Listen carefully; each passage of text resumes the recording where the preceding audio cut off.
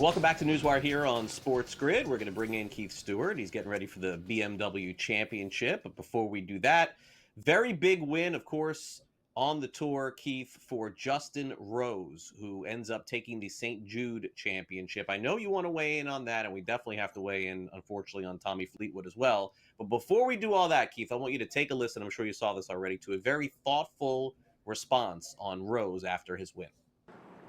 This one felt quite stoic in the sense of determination, execution. There were kind of a few different agendas, playing with Tommy, playing in great spirits in that group, and then kind of turning into the playoff and then being that dynamic as there always is with USA, Europe, obviously Ryder Cup around the corner. But I just felt like I just stayed really calm with it all and felt very much just one foot in front of another. Just didn't really, so all of the other stuff that was coming at me, I just felt like I really deflected a lot. And because I did such a good of deflecting a lot, I think I deflected a lot of the emotion and the joy of the actual winning moment. So it was quite, in some ways, quite a calm win.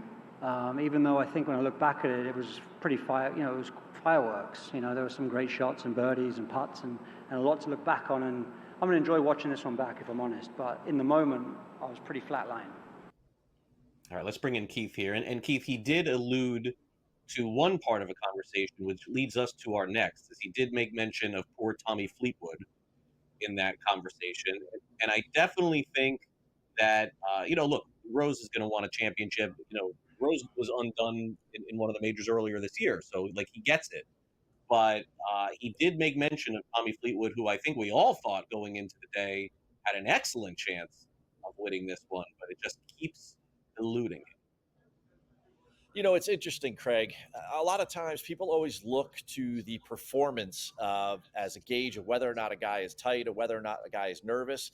Boy, you could really see it on Tommy Fleetwood's face. And then when it comes to the decision-making process, he is really indecisive. And that's one of those things that when you're out there playing professional golf, that, in a sport where you get to think about every shot rather than just react to someone attacking the hoop, or, maybe you're a D-back, backpedaling and a guy cuts or something, very quickly. Tommy Fleetwood has all the time in the world to think about that approach shot on 16 into the par 5, and then the chip shot, of course, the approach on 17. It just seems to me like his process has to be updated because his game is gone next level this year. I mean, he has a zillion top 20s every time he plays. He won back in Dubai, back in January. I mean, he's doing all the right things, but there's obviously some sort of thought in his mind right here that he needs to use a specific process in order to get over. We saw Cam Young do it at the Wyndham. We know Tommy can do it. He's that talented of a guy to do it. The time will come, but man, this one was pretty brutal. Yeah, no, it was, nothing that anybody wants to see happen, especially to a guy like Tommy, without a doubt. But the BMW Championship, as you can see, that's where Keith is at. He's got the nice step and repeat behind him, looking good with the green. Speaking of the green, guess who's back again for this one? It's Scotty Scheffler. And I believe, if I'm not mistaken, from looking at the odds here on the FanDuel Sportsbook, I believe this is the biggest favorite he's been in any tournament all season. I have not seen him down to plus 225 or plus 230 in any tournament, and that's where he's at. Rory is plus 750, Xander 18-1. There's Tommy 20-1, Ludwig Boberg at 22-1 as well. But I know you've got some news on this, and so I wonder if this will affect anything. So, Craig, as we went back to Memphis last week, on Sunday, we all know that Ted Scott, Scotty Scheffler's longtime caddy, certainly during all of this 3-year run, did not caddy for Scotty on Sunday. He had a fill-in caddy for the day. And, I think that had part to play in Scotty in determining the outcome of that tournament, because he finishes in third place, just one shot out of the playoff. And he was walking off his own yardages and everything. Well, as it turns out, when I got here on property today, the first question I asked is Ted Scott going to be here this week? And PGA Tour comms let me know that he is not. He does not plan to be here. He's going to use Chris Kirk's caddy, who was there on Sunday, finished 51st on the points list. Mike Cromie is going to caddy for him for this week. So, all thoughts and prayers go out to Ted Scott with whatever he's dealing with, the personal issue. But for sure, as you're handicapping this event, and you're right, that plus 225 is a low number. We've seen some plus 240s by the time Thursday morning rolls around, but a plus 225 and getting lower, Now with this news with Scotty that we broke this morning, I mean, absolutely, it's a consideration that the dream team is not together for this 50-man shootout. Yeah, a lot of underrated handicapping goes into the caddy. People don't even consider that. Of course, the majority of this is the player, no doubt, but the caddy a big factor there.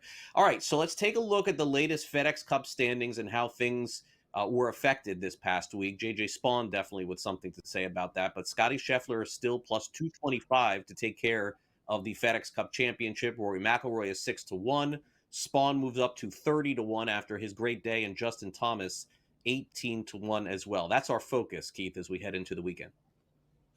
Absolutely, Craig. And at this point, I would still pump the brakes on Scotty as far as the FedEx Cup Championship. I think that this is the point right now that if you've got a heavy lean this week for the BMW Championship, this is a bomber's paradise where they're going to have part of a putting contest. If you've got a guy like a Cam Young or somebody like that you feel like can roll through this thing, then that would be the time to hit that market, because once they win this week, then certainly that number is going to get cut way shorter as we head into Atlanta. And then there's only 30 guys left. As far as playing Scotty at this point, 250, 225 to win the FedEx Cup, and then another 250 this week to win the BMW Championship. For me, I'm probably going to go without the Scheffler market again this week. I do feel like the Ted Scott thing is a problem, but boy, oh boy, this golf course really suits Scotty Scheffler's skill set. There's no doubt about that.